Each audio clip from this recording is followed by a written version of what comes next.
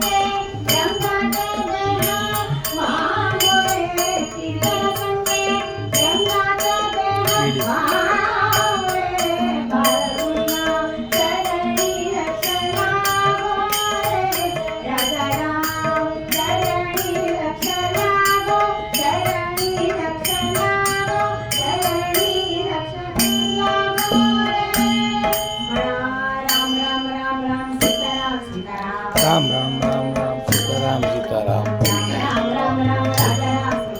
राम राम राम राम राजा राम सीताराम राम राम राम राजा राम सीताराम राम राम राम राजा राम सीताराम राम राम राम राम सीताराम राम राम राम राम राजा राम सीताराम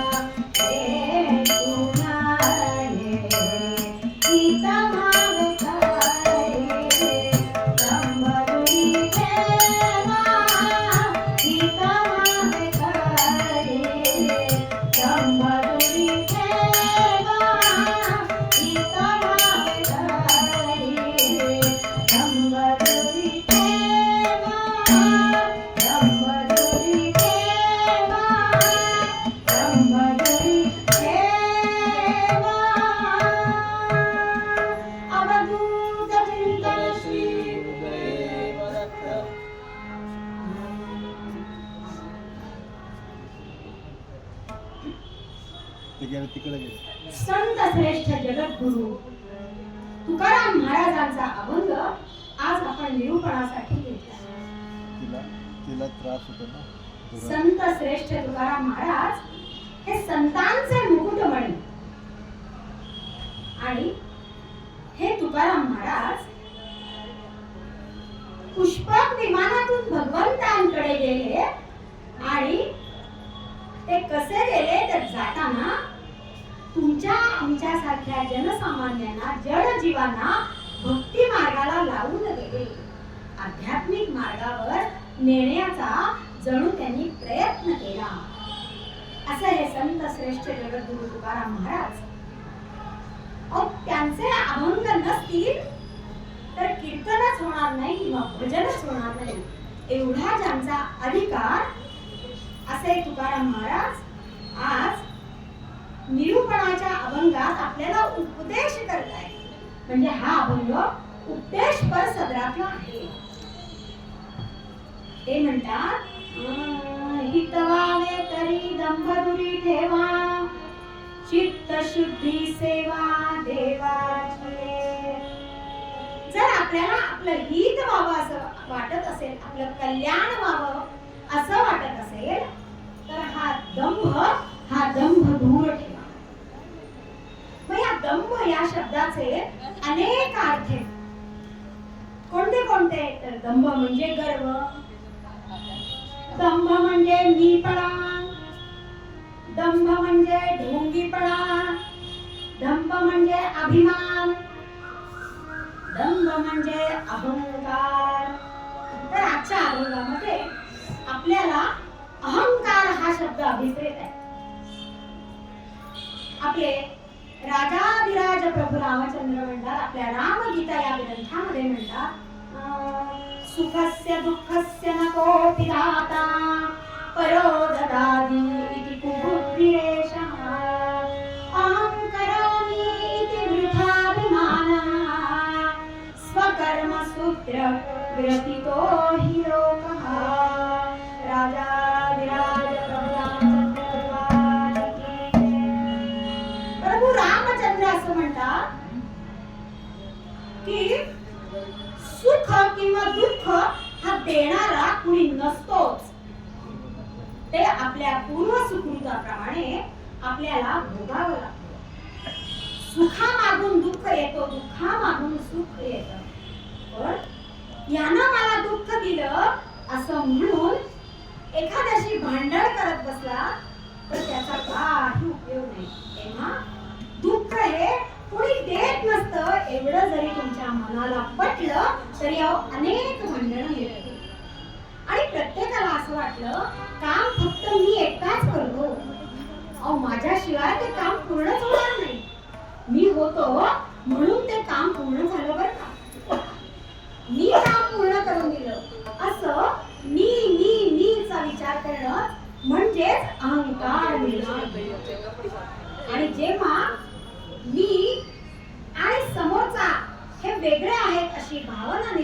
होते तेव्हा द्वैत निर्माण होतं आणि हा अहंकार निर्माण होतो. भेदरूपी अहंकार निर्माण होतो आणि असा भेदरूपी अहंकार निर्माण होणं त्यामुळे सगळंच व्यर्थ आहे असं आमचे रामचंद्र महाराज सांगतात. श्रोते हो, हेच आपल्याला आजच्या मूळ पदात तुकाराम महाराज म्हणतात, हित व्हावे तरी दंभ दुरी ठेवा, चित्त शुद्धी सेवा देवाची.